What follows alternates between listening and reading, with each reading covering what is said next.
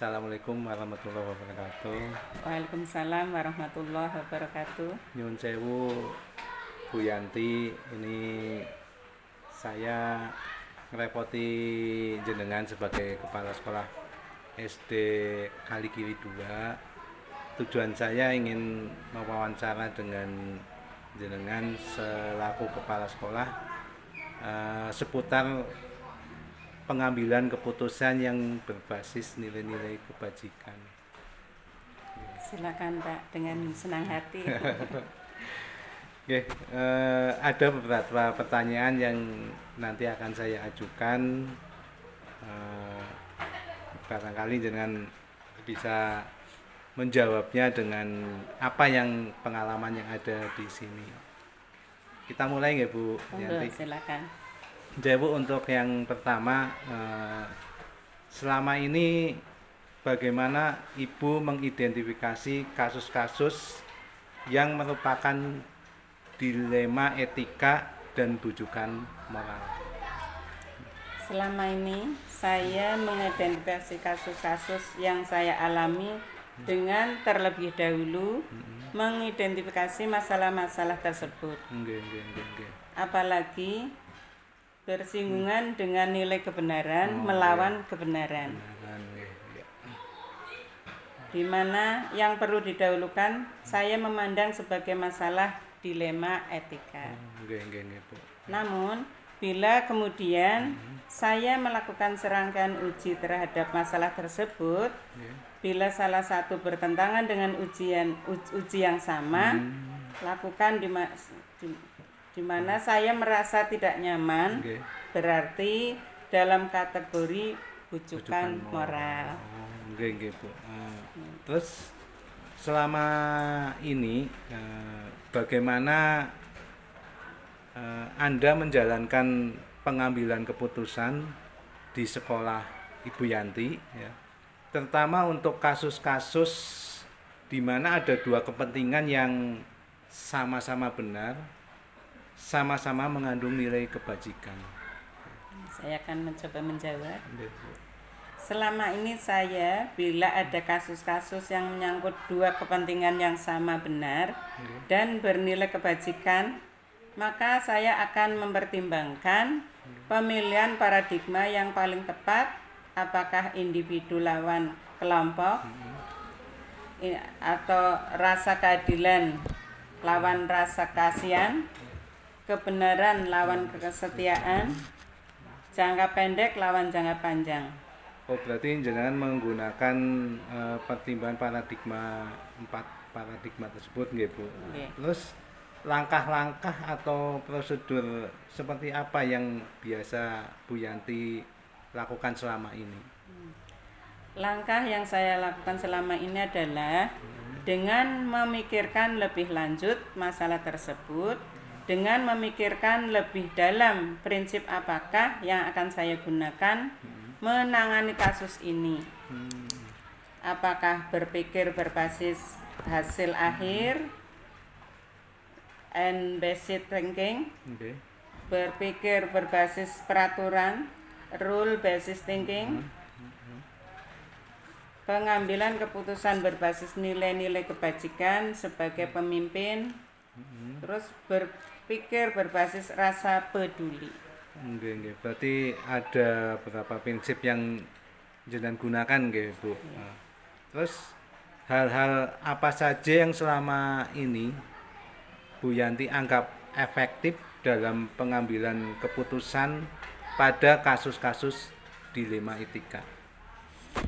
Hal yang efektif yang saya lakukan selama ini adalah dengan selalu memikirkan nilai-nilai kebajikan yang ada, mencari peluang untuk pengembangan, dan membangun kekuatan yang ada untuk menyelesaikan kasus yang akan datang. Oh gitu ya Bu. Terus hal-hal apa saja yang selama ini merupakan tantangan dalam pengambilan keputusan pada kasus-kasus dilema etika? Hal-hal yang menjadi tantangan dalam pengambilan keputusan dilema etika adalah kemungkinan keputusan yang diambil tidak sepenuhnya dapat memenuhi ekspektasi semua pihak yang terlibat.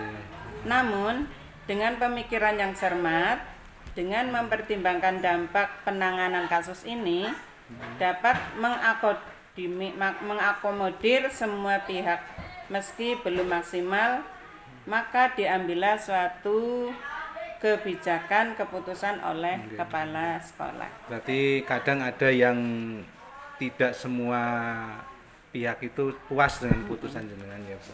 Iya. Lanjut nggih Bu. Monggo.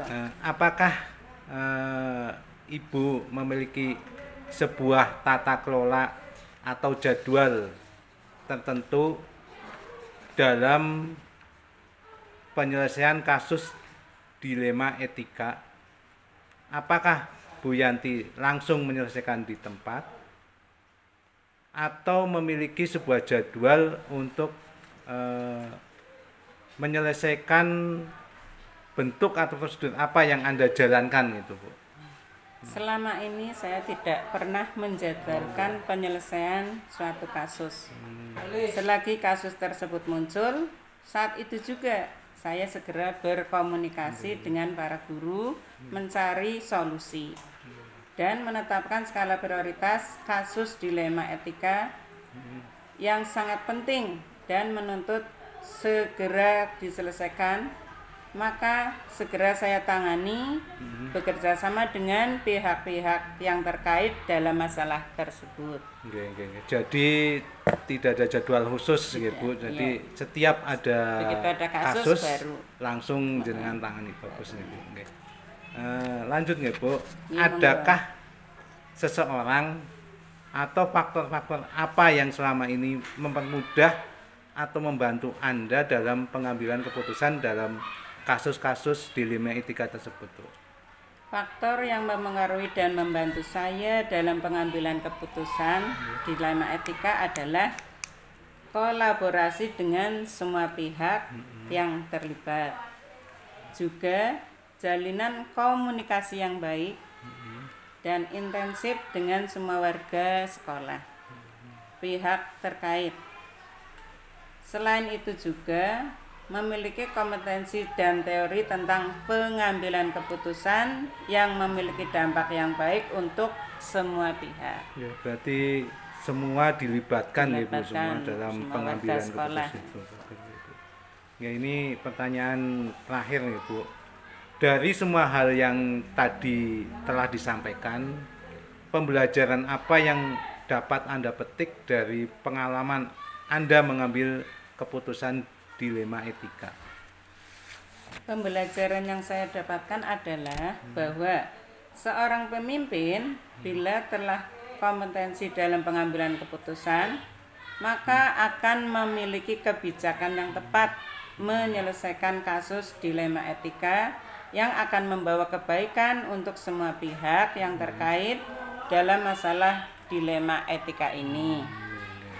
Langkah yang tepat dengan memikirkan paradigma yang terjadi, prinsip yang digunakan, dan pemikiran yang tepat, sehingga diperoleh keputusan yang membawa kebaikan untuk semua.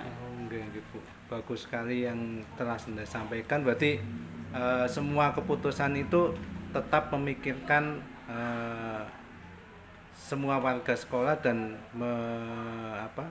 memikirkan prinsip kebajikan yang akan dibawa gitu. Terima kasih Bu Yanti atas waktunya Mohon maaf bila saya telah mengganggu waktu jenengan. Terima kasih. Sama-sama Pak, terima kasih.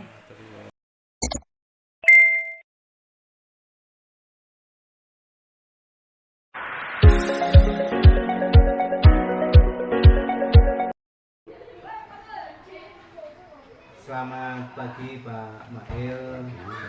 Mohon maaf, ini saya datang ke SD Igen Klanceng 1 dalam rangka tugas CGP untuk wawancara pengambilan keputusan dengan berdasarkan prinsip kebajikan. Saya juga mohon maaf telah mengganggu waktu jenengan di saat jenengan melaksanakan tugas, harusnya melakukan tugas di sekolah, maka saya mengganggu jenengan. Tidak apa-apa, Mas. Nanti apa yang Mas tanyakan akan saya jawab saya sesuai dengan yang diharapkan. Oke, matur nuwun.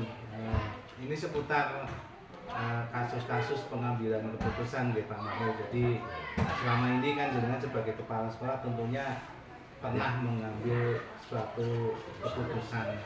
Di saat itu kan kadang ada keputusan yang bertentangan gitu. Jadi ini yang mau saya tanyakan juga cerita berikut. Kita mulai deh Pak Mail. Untuk yang pertama mungkin selama ini kan Anda sering mengalami kasus-kasus yang ada di sekolah, terutama yang merupakan dilema etika dan rujukan moral. Nah, bagaimana Anda mengidentifikasi kasus-kasus tersebut? Untuk kasus-kasus yang terjadi yang merupakan dilema etika, saya sendiri mengidentifikasi kasus tersebut. Ada beberapa hal yang harus saya perhatikan. Yang pertama, yang hubungan dengan konflik nilai moral. Misalnya untuk konflik nilai moral ini terjadi kasus misalnya seorang guru harus memilih antara bagaimana melindungi privasi seorang siswa atau harus memilih apakah siswa itu harus dilaporkan karena misalnya harus jadi kekerasan. Itu yang pertama. Kemudian yang kedua, hal yang harus saya perhatikan itu adalah konsekuensi, terutama konsekuensi yang sangat signifikan. Misalnya ini ada terjadi kasus, ini ada siswa, apakah ini harus nilai tinggi atau misalnya siswa tersebut diberi nilai rendah, dengan semacam yang sangat rentan. Kemudian yang ketiga juga ini yang perlu diidentifikasi adalah pihak-pihak yang berkepentingan, karena kasus tersebut melibatkan pihak-pihak yang berbeda. Misalnya seorang guru harus memilih antara memenuhi kepentingan orang tua atau juga apakah harus peraturan sekolah. Identifikasi itu Mas. Oh, berarti dengan mengidentifikasinya seperti itu ya, bagaimana kepentingan tersebut moral signifikan konsekuensi atau pihak-pihak yang selanjutnya Pak Mail.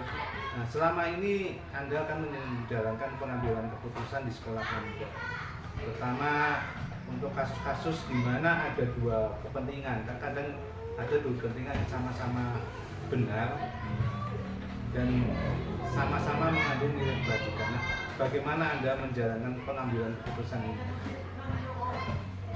Memang pengambilan keputusannya ini harus berdasarkan prinsip-prinsip. Prinsip-prinsip. Antara ini yang pertama berdasarkan nilai-nilai moral yang berlaku. Nilai moral ya? Iya, nilai moral yang berlaku ini. Ini apakah keputusan ini harus didasarkan berdasarkan nilai-nilai moral, terutama yang berlaku di sekolah tersebut. Nah, seperti misalnya kejujurannya, keadilan, atau juga rasa saling menghormati. Ini jadi nilai-nilai moral. Yang kedua prinsipnya adalah mengedepankan kepentingan semua pihak. Jadi baik siswa, orang tua, guru maupun masyarakat ini dikedepankan. Dan yang ketiga, ini juga tidak kalah penting, yaitu kita harus melakukan musyawarah. Musyawarah supaya keputusan yang diambil itu sebaiknya ini dilakukan ini berbagai pihak yang harus kita libatkan. Itu yang bisa. Nah, untuk kasus-kasus yang ada dua kepentingan sama-sama benar atau sama-sama mengandung nilai kebajikan, langkah-langkah apa yang dengan lakukan? Ya, untuk itu saya melakukan beberapa langkah. Yang pertama, mendiskusikan kasus tersebut dengan berbagai pihak, ya, terutama ini seperti siswa, orang tua, dan juga komite sekolah. Ini perlu mendapatkan masukan dan agar ada perspektif yang berbeda. Ini berarti mendiskusikan kasus tersebut. Yang kedua, menimbang dari berbagai faktor yang relevan.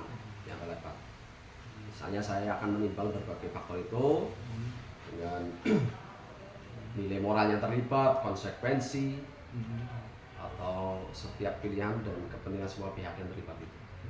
Ya, yang ketiga, langkahnya membuat keputusan yang terbaik berdasarkan pertimbangan-pertimbangan yang matang tentunya. Berarti saya akan membuat keputusan terbaik lah. Berarti ya, tadi sudah punya 3 prinsip dan 3 langkah untuk pengambilan keputusan. Ya, selanjutnya nggak Pak Mail, langkah atau prosedur seperti apa yang biasa Anda lakukan selama ini? Langkah atau prosedur yang biasa saya lakukan selama ini adalah untuk mengambil keputusan ini yang saya lakukan. Ini ada beberapa langkah. Yang pertama, mengumumkan informasi. Jadi kita kumpulkan dulu informasi yang relevan tentang kasus tersebut. Apakah fakta-faktanya, terus apakah pendapat dari berbagai pihak atau peraturan-peraturan yang dari kebijakannya berlaku. Ini yang langkah. Kemudian untuk yang kedua, ini tidak kalah penting, yaitu menganalisis atau membuat analisis. Saya akan menganalisis informasi-informasi itu yang telah dikumpulkan untuk memahami kasus tersebut agar lebih baik. Kemudian yang ketiga, membuat pertimbangan. Jadi saya akan mempertimbangkan berbagai faktor yang relevan. Dan yang berikutnya, membuat keputusan. Jadi saya akan membuat keputusan yang terbaik berdasarkan pertimbangan yang sudah matang tersebut. Dan yang terakhir, yaitu mengimplementasikan keputusan tersebut. Jadi yang dibuat itu kemudian diimplementasikan dan kita pantau. Berarti dari yang pertama yang tadi sampaikan, mengumpulkan informasi dulu, kemudian dianalisis, ditimbang-timbang, akhir yaitu membuat keputusan lalu dilaksanakan, ya, diimplementasikan. Baik Pak. Terus hal-hal apa saja yang selama ini Anda anggap efektif dalam pengambilan keputusan pada kasus-kasus dilema etika? Dari kasus-kasus tersebut saya menemukan bahwa hal-hal yang efektif itu dalam kasus dilema etika itu ya ada beberapa macam. Yang pertama yaitu mendapatkan masukan dari orang lain. Jadi saya sering berdiskusi dengan orang lain, dengan mentor, dengan teman, dengan keluarga. Jadi sangat membantu sekali untuk saya bagaimana situasinya, sudut pandangnya. Ini jadi masukan itu dari orang lain. Yang kedua, melakukan riset. Jadi, melakukan riset tentang etika dan moralitas, untuk mendapatkan informasi yang lebih banyak lagi di masalah yang dihadapi ini. Jadi dengan riset itu membantu saya untuk memahami nilai-nilai moral yang relevan, yang konsekuensinya dari setiap pilihan tersebut. Dan yang ketiga, membuat keputusan yang terinformasi. Saya selalu berusaha untuk membuat keputusan yang terinformasi, itu artinya mempertimbangkan semua faktor yang relevan tersebut. Meluangkan waktu untuk mengumpulkan informasi, mempertimbangkan berbagai perspektif, dan membuat keputusan yang saya percayai adalah yang terbaik. Ya, jadi dengan cukup teliti ya dalam mengambil keputusan. Ya harus teliti agar ini keputusan ini juga yang terbaik. Ya. Terus hal-hal apa saja yang selama ini merupakan tantangan? Kan tentunya dalam pengambilan keputusan itu ada tantangan ya Pak. Dalam pengambilan keputusan pada kasus-kasus dilema etika. Jelas, jadi untuk pengambilan keputusan yang berhubungan dengan ini ya banyak tantangannya. Jadi tantangan yang kita hadapi ini antara yang saya rasakan, saya hadapi ini yang pertama adanya kompleksitas masalahnya. Jadi masalahnya itu ya seringkali kompleks. Misalnya jadi kompleks itu artinya jawabannya itu tidak mudah. Ya, membuat sulit untuk membuat keputusan karena terlalu kompleks. Kemudian yang kedua, saya juga ada tekanan dari berbagai pihak. Berbagai pihak. Kadang yang sulit sekali misalnya tekanan dari wali murid, sehingga sulit untuk tetap teguh pada nilai-nilai. Kemudian tantangan yang ketiga ada ketidakpastian hasil. Jadi keputusan yang dibuat dalam kasus-kasus dilema etika ini seringkali memiliki konsekuensi yang tidak pasti, jadi sulit apakah ini benar-benar atau tidak. Jadi memprediksinya akan yang terjadi ini bagaimana kita mengalami kesulitan. Itu tantangan-tantangan yang saya hadapi dalam penyelesaian kasus-kasus tersebut. Itu yang umum terjadi seperti itu ya Pak. Selanjutnya Pak Mail, apakah selama ini Anda memiliki tata cara atau jadwal tertentu dalam sebuah penyelesaian kasus dilema etika? Nah, apakah Anda langsung menyelesaikan di tempat atau memiliki sebuah jadwal untuk menyelesaikannya? Bentuk atau prosedur seperti apa yang Anda jalankan? Untuk masalah tata kelola atau jadwal, terus terang saja saya tidak memiliki jalan penyelesaian kasus-kasus dilema etika ini. Ini misalnya ada suatu kasus, kami harus segera menyelesaikan, segera mungkin untuk menyelesaikan tersebut. Apabila juga misalnya kasusnya yang kompleks, ini juga harus mempertimbangkan waktu juga. Seperti tadi yang dengan kompleksitas masalah juga menjadi pertimbangan. Jadi tidak ada jadwalnya yang begitu ada kasus, ketika itu bisa diselesaikan yang saat itu sederhana berarti langsung. Tapi kalau yang kompleks kita harus mempertimbangkan banyak dulu, cari informasi dulu, prosedurnya bagaimana, bagaimana cara menjalankannya. Tidak ada jadwalnya. Selama ini memang tidak terjadwal nih Pak Maya. Iya, tidak terjadwal. Selanjutnya, adakah seseorang atau faktor-faktor apa yang selama ini mempermudah atau membantu Anda dalam mengambil keputusan dalam kasus-kasus dilema etika? Ya jelaslah ada yang sangat membantu kami atau saya dalam pengambilan keputusan yang berhubungan dengan kasus-kasus dilema etika. Ini yang pertama ya mentor lah, mentor saya. Jadi mentor saya ini banyak membantu dalam memahami tentang etika atau moralitas. Mentor juga banyak memberikan saya masukan-masukan yang berharga tentang cara membuat keputusan yang etis, yang baik. Ini mentor yang pertama. Kemudian yang membantu saya yang kedua yaitu jelas dari keluarga dan teman saya. Jadi ketika keluarga, teman selalu ada untuk saya, mendukung saya. Ini mereka telah membantu saya untuk tetap teguh pada nilai-nilai moral dalam keputusan yang tepat. Kemudian yang ketiga juga ini tidak kalah penting adalah pengalaman.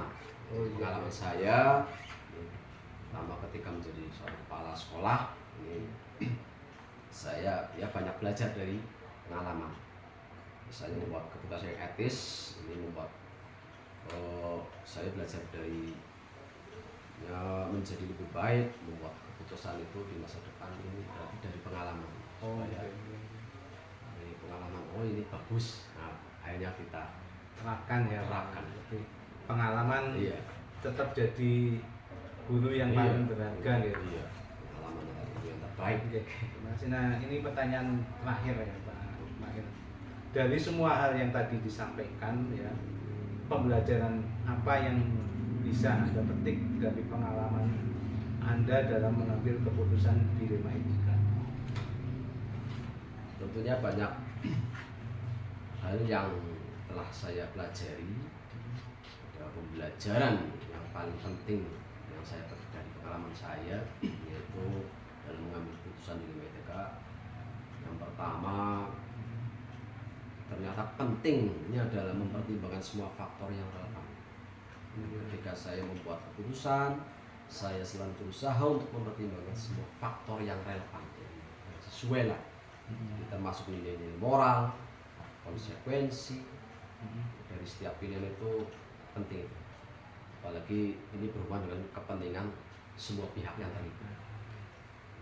Kemudian yang kedua, ini juga masalah kesabaran. Jadi dalam suatu keputusan ini kadang-kadang kita butuh waktu untuk membuat keputusan. Jadi saya belajar lebih bersabar lagi.